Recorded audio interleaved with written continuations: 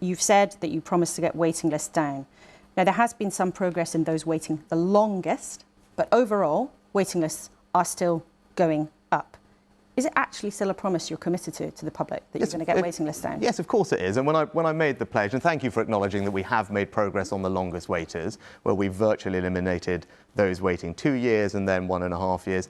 And I always said it would be around spring of this year that we would start to see the waiting list fall properly. Now, in spite of the record resources we've put into the NHS, more doctors, more nurses, community diagnostic centres, we are treating more people than ever before in the NHS history, but the waiting lists have not come down, as I would like. 7.71 million people waiting for procedures. It's far too long. It's far too long. Now, what I would say is, yes, that has happened on my watch. I absolutely accept that. As I said, we've put record resources in, more doctors, more nurses, community diagnostic centres. We're doing all the right things, treating more people. We've obviously been hindered by industrial action. And what I'd say to people is, look, if you see what happened towards the end of last year, we had a period without any strikes in the NHS. And what did we see?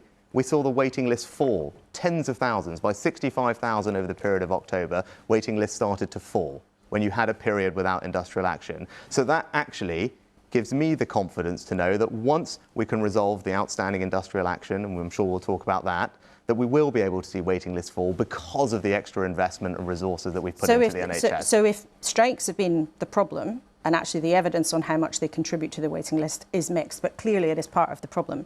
If strikes are part of the problem, are you willing to improve your offer to junior doctors? There is nearly 9% already being offered to them and another 3% on the table. But to get them back to work, to get them back onto the wards, to stop this having an impact on patients, would you put more on the table? Well, we already have.